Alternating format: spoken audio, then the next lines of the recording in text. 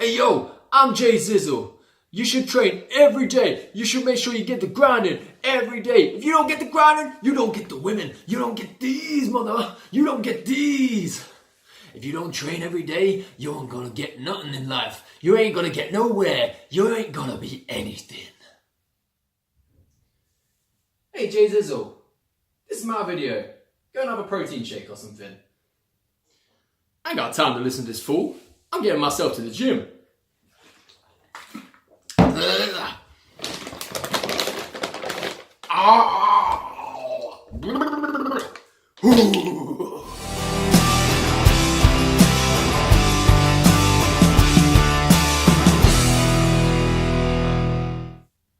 Hey, I'm Johnny the Strength Coach. Welcome to my video today. Video today is on overtraining.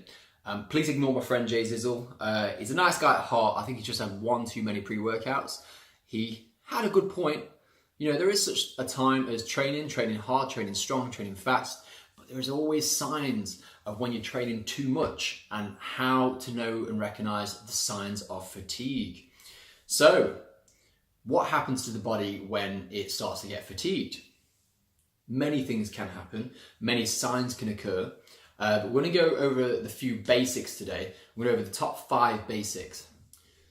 Number 1, and the main reason why I think people should recognize the signs of overtraining is for this very reason, which is fatigue. Now fatigue, that is something that you should really be looking out for. And the signs of fatigue, and you're thinking, well, is it just drowsiness? Is it just feeling just a little bit groggy? No, what I'm talking about is fatigue in your muscles, particularly your skeletal muscles and your tendons. So you've got many tendons in your body. Let's just say one in the shoulder girdle right now. Your tendons are obviously strained, so you're going to feel a lot of ache in your tendons. And also your skeletal muscles obviously just being the muscles that are attached to your skeleton. These can take many days to recover, especially if you've overdone it recently. If you've hit some PRs, if you've hit some great volume on your bodybuilding or whatever you're doing, you'll find that your central nervous system, your CNS, is actually being hit quite a lot. So it makes your tendons really tired and under strain, and your muscles under a lot more strain. They're not recovering the way they should be. And because they're not recovering, it means that you're getting diminishing returns. Because your muscles aren't recovering, they're not getting bigger and they're not getting stronger. So even the more you work out, the more you try, you'll find that you're not lifting as much and you're not as strong, and you're not able to do as much as endurance, and your muscles aren't growing. They feel flat, depleted.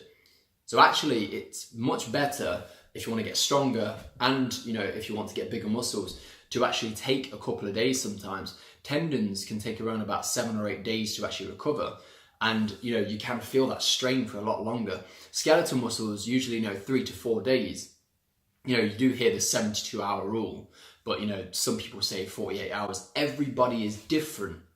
Everybody is have their own kind of recovery times. So know your own recovery times. You'll figure it out along the way, because you'll find that certain people can do 7 times a week sessions, and obviously they're built up to that, and other people can't do as many. They maybe even do 2 or 3. There's many factors. There's genetical factors, there's experience, there's also other factors into doing what type of workouts and exercise regimens you're doing. So see these signs. If you are starting to feel like all your tendons and everything's aching, your elbows, your shoulders, your knees, the hinges, everything that requires you to move well, if you're seeing that, that is a very, very big sign, and that is a sign for taking a day, maybe 2 or even 3 days rest. Okay, number 2. Number 2 is just looking at sleep and sleep patterns. So if you find yourself waking up a lot in the night, or not even being able to sleep at all, insomnia as such, it's because your body is overtrained, or some people call it overtired. So you're now overtired, you're not able to relax, your brain's constantly trying to work, and your muscles are constantly trying to recover. But because you're not getting that sleep, you're not able to actually now get fine quality sleep to replenish the muscles and recovery, and you're not able to actually rest the mind, so you're feeling more stressed than usual. Number 3 is going into loss of appetite. So on top of the lack of sleep and the fact that you're actually aching a lot, is you're now looking at something that you can't replenish your muscles, you can't replenish your, your central nervous system, your tendons, all the minerals you need for your brain and all those type of functions that you need for your body. You're not able to replenish it now, even more so on top of the sleep, because you've had a loss of appetite. The overtraining can severely affect your gut and your gut immune system as well. So now it's a case of getting maybe infections or immune system problems, which leads to point number 4, which is actually your immune system lowers. So you're open and vulnerable to illness. And now you're looking at getting colds, flus, all types of syndromes, especially if there's something going around. So look out for those signs as well. If you're starting to feel yourself bogged down, run down, actually take a day. Maybe even take a spa day, go into a swimming pool, have a relaxing time. You don't have to necessarily stop training, you just have to allow your muscles to recover, especially if you're going really hard. I mean, myself, I do powerlifting, I also do a bit of bodybuilding, I do a bit of calisthenics. I know when the signs of fatigue for myself. Genetically, I've had a DNA testing kit done, and I know that I can work out 6 to 7 days per week, and I know that's less for some people. So see those signs. And when you see those signs, you will actually realize that you can actually not only recover faster, you can eat better, sleep better, but you're able to actually perform better, which is the main reason why we're actually wanting to train in the first place. And point number 5, this actually has correlated to all of them, but links to depression, irritability, feeling low mood, or maybe even anger swings for some people. This is a great sign of realizing that you're overtraining, because now your brain's being affected. The carbohydrates in in the minerals that you're supposed to be getting to your brain isn't getting there. You're not getting as much oxygen there.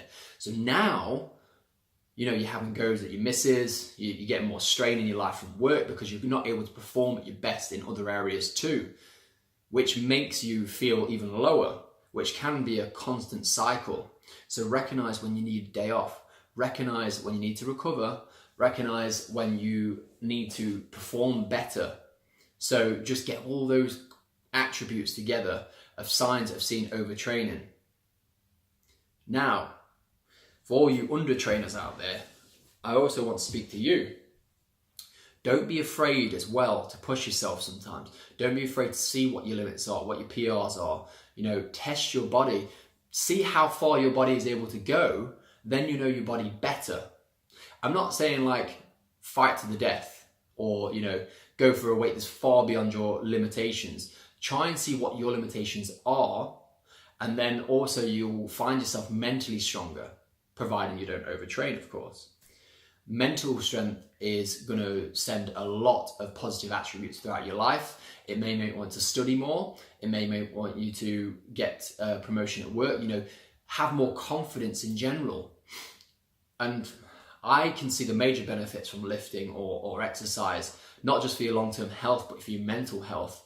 And that's one of the main reasons why I started this channel, to get you guys stronger, more confident, healthier, longevity, enjoying life more. Health and fitness isn't just about the grind. It isn't just about those Insta posts, those famous quotes, those inspirational movies. Yes, they can drive you, they can make you feel good, but they also have diminishing returns if you overdo it. Now you're feeling bad that you can't be like Arnold Schwarzenegger, or you can't be like your idol. And that's one of the reasons why people get low moods as well. Know your limitations, but also test your limitations. A little bit confusing, I know, but when you get into it and when you start training properly, and let's say you're a beginner, you will start to understand your limitations, and you will start to see signs of other people's limitations too. Not everyone has the perfect session, not everyone is the best all the time, but you always got to try your best on the day. That is a takeaway point from today's video, and don't overtrain. I'll see you in the next one, guys. Don't listen to that pussy. That pussy don't know how to work out hard. You want to work out hard? You want to work out strong? I'll tell you what I got. Jay Zizzle's got some programs down below. You better make sure you hit that link, guys. If you want to get big, girls, if you want to get big, I got some muscle building programs. You better make sure you get there. If you don't get there, you ain't going to get big. You ain't going to get strong. You ain't going to get nothing in life. Remember that. Jay Zizzle's always right. Latest, homies.